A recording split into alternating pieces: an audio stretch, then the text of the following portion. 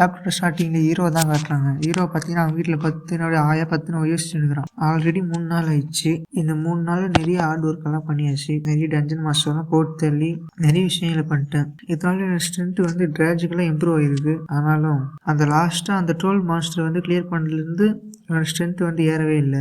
நான் பண்ணுறதுன்னே தெரில. என்னோட லெவல் வந்து ஒரே ஒரு பவர் லெவல் தான் இன்க்ரீஸ் ஆகிருக்கு. என்னோட எக்ஸ்பீரியன்ஸ் வந்து அந்த 12 மாஸ்டர் பண்ணதுலேருந்து ரொம்ப ஸ்லோவாகுது. அட்லீஸ்ட் இதனால் எனக்கு வந்து ஹண்டர் பாயிண்ட்ஸாவது கொஞ்சம் அதிகமாக இருக்குது. அதே கொஞ்சம் தான் அதிகமாக இருக்குது. என்னுடைய இப்போ இருக்கிற ஸ்கில்லை வச்சு நான் எந்த ரேங்க்ல இருக்குன்னா அப்பர் மிடில் ரேங்க்ல இருக்குன்னு நினைக்கிறேன். கொஞ்ச நாள் ரெஸ்ட் எடுத்துட்டு பிளான் பண்ணி இனிமேல் தான் போய் நம்ம என்னோட லெவல் இன்க்ரீஸ் பண்ணோம். அது மட்டும் இல்லை, இந்த ஸ்டோன் வேற என்னத்துக்கு இருக்குதுன்னே தெரில. இதை வேற யூஸ் பண்ணால் எனக்கு எந்த பவர் கிடைக்குன்னு வேற தெரில. நம்ம எந்த கிளாஸ்ல இருக்குமோ அதுபடி தான் நம்மளுக்கு ஸ்கில் கிடைக்கும்.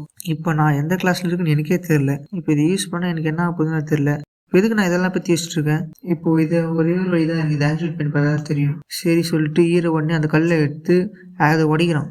உடச்ச உடனே அவனை சுற்றி கிரீன் கலர் ஆரா ஃபார்ம் ஆகுது. உடனே ஒரு பிரகாசமான லைட் ஃபார்ம் ஆகிட்டதுக்கப்புறம் ஹீரோ கண் வந்து பார்க்குறான். கண் வந்து பார்த்து சொல்கிறான் ஷிப் ஆன் ஹீல் அப்படின்னு ஒரு ஸ்கில் ஆக்டிவேட் பண்ணுறான். ஆக்டிவேட் பண்ணி வேணும் ஹீரோ சுற்றி வெள்ளை கலரில் அப்படியே ஒரு ஸ்கில் ஆக்டிவேட் ஆகி அவனை ஹீல் பண்ணுது. இதோட பவர் என்னன்னு பார்த்தீங்கன்னா 15 மானா வந்து ஹீரோ கிட்டேருந்து எடுத்துக்கும். ஆனால் 1% வந்து ரிகவர் பண்ணும். அது மட்டும் கிடையாது, டீபஃப் பண்ணுவாங்கல்ல ஹீரோவை, அவங்களோட ரெசிஸ்டன்ஸ் வந்து 2 மடங்கு அதிகமாகிடுச்சு அப்படின்னு ஹீரோக்கு வந்து மெசேஜ் வருது. ஹீரோ சொல்கிறான் அடாச்சா இந்த மாதிரியான யூஸ்லெஸ்ஸான இதுவாக கழிட்டோம். இப்போ நான் பண்ணுறது தெரில அப்படின்னு ஹீரோ யோசனை இருக்கும்போது ஒருத்தங்க டிங்கன்னு பெல் அடிக்கிறாங்க. ஹீரோட காலிங் பெல்ல. ஹீரோ சொல்கிறான் யாரா இந்த நேரத்தில் பைத்தியக்காரன் வந்து இந்த மிட் நைட்டில் பெல் அடிக்கிறவன் அப்படி சொல்லிட்டு ஹீரோ போய் திறந்து பார்க்குறான். திறந்து பார்த்தா 2 கோட்டு சுட்டாள் சொல்கிறானுங்க. ஹலோ சார் வணக்கம் அப்படி சொல்கிறான். யாரா நீங்கள் யாரா ஹீரோ பண்ணியா? அவன் சொல்கிறான் நான் வந்து அண்டர் அசோசியேஷனில் வேலை பார்க்குற ஒருத்தன் அப்படின்னு. இதான் என்னுடைய பிஸ்னஸ் கார்டு அப்படின்னு ஹீரோ கிட்ட காட்டுறான். காட்டினா போட்டுது லீசியோடாம் Chinese district investigation team 1 group leader அப்படின்னு போட்டுக்குது. நான் வந்து இப்போ இன்வெஸ்டிகேஷன் பண்ண போகிறேன் உங்களை, நீங்கள் வந்து எனக்கு கொஞ்சம் ஒத்துழைங்க அப்படின்னு சொல்லிட்டு அவன் பாட்டுன்னு உள்ள போயினே இருக்கிறான். ஹீரோ வெயிட் இருங்க, நீங்கள் பாட்டுன்னு போயினே இருக்கிறீங்க. நீங்கள் வந்து முதல்ல எதுக்கு எந்த நேரத்தில் வந்து இந்த மிட் நைட்டில் வந்து என்ன இன்வெஸ்டிகேஷன் பண்ண போறீங்க, என்ன காரணம் கேட்கலாமான்னு கேட்குறான் ஹீரோ. உடனே அவன் சொல்கிறான் என்னடா டே நீ வந்து என்ன கேட்குறியா ஸ்டாப் பண்ணி, இது உனக்கே தெரிஞ்சிருக்கும். நீ ரீசெண்டாக வந்து அந்த ட்ரோல் மேனை கிளியர் பண்ண, நீ உன்ன மாதிரி உன் ட்ராஷ் வந்து எப்போ அதை கிளியர் பண்ண அப்படிங்க தான் இன்விடேஷன் பண்ண வந்துக்கிறோம் அப்படின்னு சொல்கிறான். கரெக்ட் தான் நீங்கள் சொன்ன மாதிரி. நான் வந்து ஒரு ட்ராஷ், நான் வந்து கொஞ்சமாக வந்து ஹார்ட் ஒர்க் பண்ணுறேன், அதனால தான் நான் முடிஞ்சதை கண்டி வேறு ஒன்றுமே கிடையாது. அது மட்டும் இல்லை இங்கே பாருங்க அப்படி சொல்லிட்டு ஹீரோ வந்து அவனுடைய புதுசாக கட்சி ஸ்கில் யூஸ் பண்ணுறான். அவேக்கிங் ஸ்டோன் யூஸ் பண்ணி இந்த மாதிரியான ஒரு ட்ராஷ் ஸ்கில் தான் எனக்கு கிடச்சிருக்குது. இப்போ நான் பண்ணுறது அப்படின்னு ஹீரோ வந்து சொல்லுங்கிறான். நான் வந்து ஒரு ட்ராஷ் ஒரு குப்பை ஹீலரு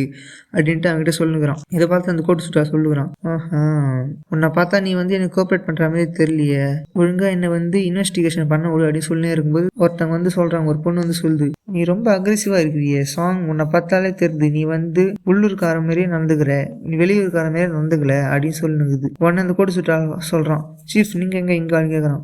ஹீரோ நடிகர் யாரா இந்த பொண்ணு அப்படின்ட்டு. அந்த பொண்ணு சொல்லுது சாங் நீ வந்து என்னத்தான் ட்ராஷ்னு சொன்னாலும் கொஞ்ச நாளாகவே நீ வந்து உன்னுடைய ஸ்வாட் யூஸ் பண்ணுற விதமும் சரி, உன்னுடைய ஹேண்டிலிங்கும் சரி, நீ போகிற வேவும் சரி ரொம்ப வித்தியாசமாக இருக்குது. அது மட்டும் கிடையாது நீ ரொம்ப ஸ்ட்ராங்காக இருக்கிற அப்படின்னு சொல்கிறாங்க. உடனே இந்த பொண்ணு யாருன்னு காட்டுறாங்க. இவங்க பார்த்தீங்கன்னா அண்டர் அசோசியேஷனோட ஒரு சீஃப், டிஸ்ட்ரிக்ட் சியோட இன்வெஸ்டிகேஷன் டிபார்ட்மெண்ட்டோட சீஃப் இவங்க தான். இவங்க பேர் வந்து சோ ஜிங்யாங். இப்போ இவங்க சொல்கிறாங்க சரி எவ்வளோ நேரம் தான் வெளியே நிற்க போகிறோம், உங்களை எங்களை உள்ள கூப்பிட்ற மாதிரி ஒரு பிளானே கிடையாது அப்படின்னு கூட்டோடனே எல்லாரும் இப்போ உள்ள போகிறாங்க. உள்ள போட்டுன்னு ஹீரோ நினைக்கிறான் யாரா இந்த அண்டர் அசோசியேஷன் வந்து என்ன பார்த்துக்கிறாங்க, எதுக்கு விஷயம் என்ன பார்த்துக்கிறாங்க ஹீரோ யோசிக்கிறான். அது மட்டும் கிடையாது, ஒருவேளை அந்த ட்ரோல் டஞ்சனால இவங்க வந்து என்ன இது பண்றாங்களா, நான் வந்து கியூக்கா ஸ்ட்ராங் ஆனாலும் இவங்க வந்து பிரச்சனை பண்றாங்களா, ஸ்ட்ராங் ஆனது தப்பு கிடையாது அப்படின்னு பேசினுக்கிறோம். ஒருவேளை கொஞ்ச நாளைக்கு முன்னாடி நடந்த அந்த மியூட்டன்ட் பிகினர் டஞ்சன்ல வந்து எல்லாரும் செத்து போனாங்களே ஓல்டு டீமும், அதை பத்தி இவங்க பேச போறாங்களா அப்படின்னு நினைச்சு இருக்கும்போது அந்த பொண்ணு டீ குடிச்சிட்டு கீழே வச்சுட்டு சொல்லுது சாங் நீ இவ்வளவு வந்து வரி பண்ணிக்க வேண்டிய அவசியமே கிடையாது.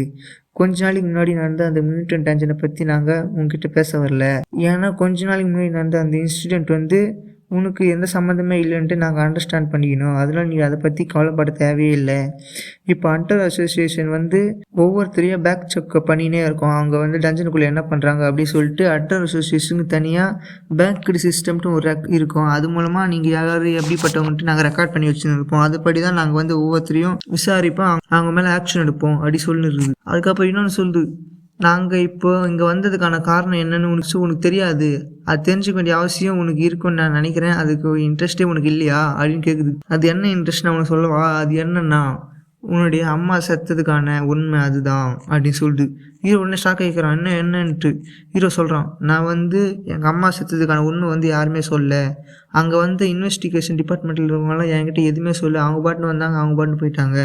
ஸோ நான் எங்கள் அம்மா செத்ததுக்கான உண்மையை கண்டுபிடிக்கிறதுக்கோசம் தான் நான் இந்த ஹண்டர் அசோசியேஷனில் சேர்ந்து ஹண்டராகவே ஆனேன் அப்படி சொல்கிறேங்கிறான் ஹீரோ. இப்போ அந்த பொண்ணு சொல்லுது கரெக்ட் தான், ஆனால் வந்து இப்போ உன்னால் வந்து அந்த இன்ஃபர்மேஷனை வாங்க முடியாது. ஏன்னா அதுக்கு உங்ககிட்ட ஹண்டர் பாயிண்ட் ரொம்ப கம்மியாக இருக்குது. நீ வந்து இப்போ ஹண்டர் பாயிண்ட் அதிகமாக்கணும்னா நீ வந்து நிறைய போகணும். அதுக்கு வந்து உங்ககிட்ட நிறைய வழி இருக்குது. ஆனால் அதெல்லாம் ரொம்ப ஸ்லோவாகும், நேரத்தை ரொம்ப நாள் கடத்தும். இப்போ நீ என்ன பண்ண போகிற அப்படி சொல்லுங்குது. உங்கள் அம்மாவுடைய சாவுக்கு முன்னாடி நிறைய ரகசியம் இருக்குது, அதெல்லாம் நீ கண்டுபிடினா உனக்கு எக்கச்சக்கமான ஹண்டர் பாயிண்ட்ஸ் தேவையாகும். ஸோ இப்போ நான் உனக்கு அதுக்கு ஒரு வழி தரேன், நல்லா பார்த்துக்கோ. இப்போ வந்து சீசனல் டஞ்சன் வந்து ஓப்பன் ஆக போகுது. ஸோ நீ வந்து அதில் ரிஜிஸ்டர் பண்ணி அந்த சீசனல் டஞ்சனை கிளியர் பண்ணனா உனக்கு தேவையான ஹண்டர் பாயிண்ட் கிடச்சிரும். ஸோ நீ அது மூலமாக உங்கள் அம்மாவுடைய அந்த உண்மையை கண்டுபிடிக்கலாம். இப்போ நீ என்ன சொல்கிற, அந்த டஞ்சனுக்கு நீ போறியா? அந்த டஞ்சன் தான் வேர்ல்டு ஈவெண்ட்டாக நடக்கும். வேர்ல்டில் இருக்கிற எல்லா ரேங்க்கும் அங்கே தான் வருவாங்க. அது மட்டும் கிடையாது, வேர்ல்டில் இது வரைக்குமே இன்சிடென்ட் நடந்திருக்கல ஆபத்து. அந்த ஆபத்தில் ரேங்க்கில் நம்பர் 1 இருக்கிற இன்சிடென்ட்டு, நம்பர் 2, நம்பர் 3 அது பண்ணிட்டு எக்கச்சக்கமான இன்சிடென்ட்டு அந்த டஞ்சனில் தான் வந்திருக்குது. அந்த டஞ்சன் பேர் தான் தி சீ ஆஃப் ஃபர்கெட்ஃபுல்னஸ். ஸோ நீ அந்த டஞ்சனுக்கு போனால் உன்னால் உங்கள் அம்மாவோடைய சத்தத்துக்கான உண்மையை கண்டுபிடிக்க முடியும் அப்படின்னு சொல்லுது. அதுக்கு முன்னாடி இன்னொரு விஷயம் சொல்கிறேன். நீ வந்து இப்போது உன்னுடைய ரேங்க் என்னன்னு செக்அப் பண்ணணும். ஏன்னா நீ கோல்டு ரேங்க்கு கீழே இருந்தால் எப்படி அந்த டஞ்சனுக்குள்ளே போக முடியும்? நீ கோல்டு ரேங்க் மேலே இருப்பான்னு நான் நினைக்கிறேன் அப்படின்னு சொல்லுது. உடனே ஹீரோ சொல்கிறான், இது வந்து எங்கள் அம்மாவோட டெத்துவோட உண்மையை கண்டுபிடிக்கிறதுக்கோசம் நான் உங்ககிட்ட வந்து சேர்றேன், நான் கண்டி வேறு ஒன்றும் கிடையாது. இந்த சீ ஆஃப் ஃபர்கெட்ஃபுல்னஸ் இதை நான் ரிமெம்பர் வச்சுக்கிறேன் அப்படி சொல்லுங்கிறான் ஹீரோ. இப்போ உடனே அங்கேருந்து கட் பண்ணி இந்த கிளேவர் கில்டில் காட்டுறாங்க. அங்கே வந்து அந்த யூடியூபர் பொண்ணு வந்து ரிப்போர்ட் பண்ணிது அந்த கில்டி ரீடர். இப்போ வந்து பார்த்தீங்கன்னா சாங் வந்து ரொம்ப பவர்ஃபுல்லாக இருக்கிறான். நம்ம யூகிச்சோட விட அவன் ரொம்பவும் அதிகமாக இருக்கிறான். அவனுடைய ஸ்கில்ஸ் எல்லாமே கிரேட்லி இன்க்ரீஸ் ஆகிருக்கிறான். ரீசெண்ட் டைமில் அவர் லெவல் வந்து ரொம்ப அப்நார்மலாக இருக்குது. அவன் வந்து ரொம்ப ட்ராஜிக்காக இன்க்ரீஸ் ஆகினே வந்துருக்கிறான் அப்படி சொல்லுங்குது, ரிப்போர்ட் பண்ணுது. உடனே அந்த கில்டு சொல்லுது, டேங் நீ வந்து ரொம்ப நல்ல விஷயம் பண்ண, நீ வந்து ரொம்ப நல்ல பொண்ணாக இருக்கிற. அது மட்டும் கிடையாது, உன்னால் தான் இப்போ வந்து அவனை பற்றி நமக்கு தெரிஞ்சுது. ஏன்னா அவன் வந்து ரொம்ப இன்க்ரீஸ் ஆகிருக்கிறான். அவனுடைய ஷார்ட் டைம்லேயே வந்து அவனுடைய பிளான் வந்து ரொம்ப அட்டகாசமாக இருக்குது. அவனோட லெவல் இன்க்ரீஸ் வந்து ரொம்ப மாஸ்டர் லெவலுக்கு இருக்குது. அவனால் வந்து எல்லாத்தையும் பண்ண முடியும் போல். அது மட்டும் கிடையாது, அவன் வந்து செம்ம ஷார்ட் டைம்லேயே இவ்வளோ ஸ்ட்ராங் ஆகிட்டான். அது மட்டும் கிடையாது, அவன் பார்த்தீங்கன்னா ரொம்ப ஸ்ட்ராங்கான பாஸ் மாஸ்டரே போட்டு சொல்லிக்கிறான்.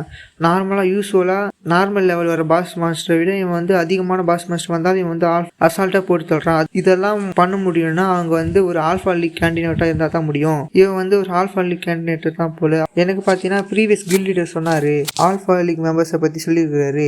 அவங்க வந்து பார்த்தீங்கன்னா ரெட் கலர் யூஸ்டு இன்டர்ஃபேஸை கொண்டு இருப்பாங்க. அவங்க வந்து பார்த்தீங்கன்னா ரொம்பவும் ஸ்ட்ராங்காக இருப்பாங்க. அவங்களுக்குள்ளே தனியாக வந்து டஞ்சன்ஸை க்ரியேட் பண்ணும் அந்த சிஸ்டமு.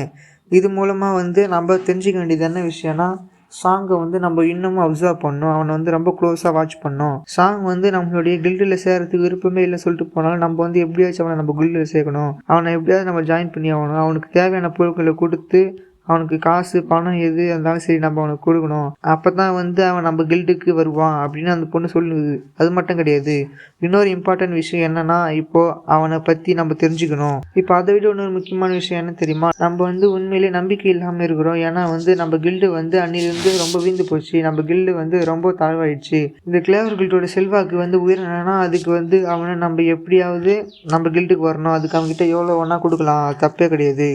ஏன்னா இப்போ நம்ம அவனுக்கு கொடுத்துட்டோன்னா அவன் வந்து நம்ம கில்டில் சேர்ந்துட்டானா அவன் நம்ம கில்டை வந்து ரொம்பவும் செழிப்பாக்குவான். அவனால் மட்டும்தான் எல்லாமே முடியும். ஸோ இப்போ நம்ம அவங்ககிட்ட பேச போகிறோம். அது எதை பற்றினா சீசனல் டஞ்சனை பற்றி பேச போகிறோம். தி சீ ஆஃப் ஃபர்கெட்ஃபுல்னஸ் அப்படி சொல்லுங்குது. நம்மளுக்கே அந்த பொண்ணு நான் பேசுறது புரியல. ஆனால் இந்த யூடியூபர் பொண்ணு புரிஞ்சாமல் தான் எனக்கு புரிஞ்சுது கில் லீடர் அப்படி சொல்லிட்டு இருக்குது. இதோட இந்த சாப்டர் முடியுது.